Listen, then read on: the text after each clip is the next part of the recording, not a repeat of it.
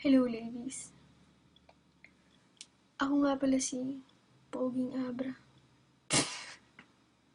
Baka magalit sa akin si Abra. I'm just kidding. But, yeah. Gayuma for everyone. I didn't memorize the whole song, so I'll be looking at the screen a lot. So, here it goes.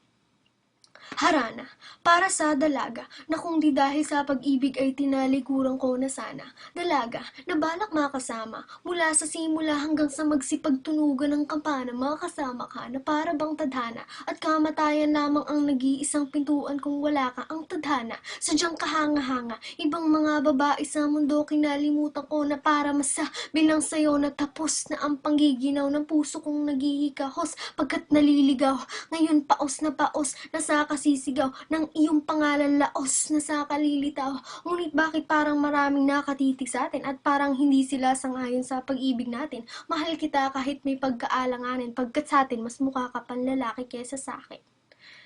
Palunok muna ng laway. Ang buhay parang dagat, na kung saan lahat tayo nagtipon. Sa dami ng isda, nakabingwit ako ng hipon. Hindi ka lang maganda pag hindi nakatalikod. Parang ipot ka ng ibon magpakipot. Hindi ka nais-nais pero hulog ka ng langit. Nakakaadik kahit puro kuto ka sa anit. Kalait-lait pero kahit ubod ka ng pangit. Sa'kin mas kaakit-akit. Kapag natuto ka mag-ait. Hindi ka man napiling, ikaw lang ang kapiling ko. Kahit hindi pilitin, ikaw ang pipiliin ko. Para kang ribisco, ang sarap ng piling ko. Ikaw ang namimiss ko mismo. At kung kasama ka, parang naglakad ng aso. Kaso paggalit si San Goku, parang kamo-kamo babe. Pero ikay bituin kapag sa langit nakadungaw, kahit parang in-between ka ng babae at bakulaw. Ngunit hindi ko maipaliwanag kung ba't marahil ikaw ang laging hinahanap.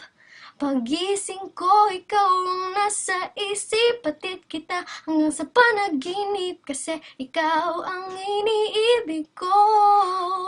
Isang araw dumalaw sa akin ang aking dating kasintahan. Ang sabi niya, uy, meron akong nabalitaan. Nang ikwento niya, ako'y napaisip, sabay napatahimik nang sinabing di yan tunay na pag-ibig. Ilang araw hinanap bago makita ang sagot. Kung tama ang hinala, ito'y mabisa na gamot. At nang aking inumin, saka ko lang naunawaan. Gayong mga nanghiya, ako'y naloko lamang, nilinlang, tinaya at inuto ng matindi. Ngayon ay pelikula kung sinong kupal sa hindi. Ito ay pelikula na binuo patabing isa kang malaking libag na tinubuan ng pisngi. Alam mo, mukha kang tuhod na may bukol na may sugat na may nana. Ikaw ang dahilan kung ba't nasulat tong harana para sa dalaga, na kung di dahil sa gayuma ay pinaliguan ko ng bala. So anyways, follow me on Twitter at DJ Bidana. Eliminate my posters. Bye.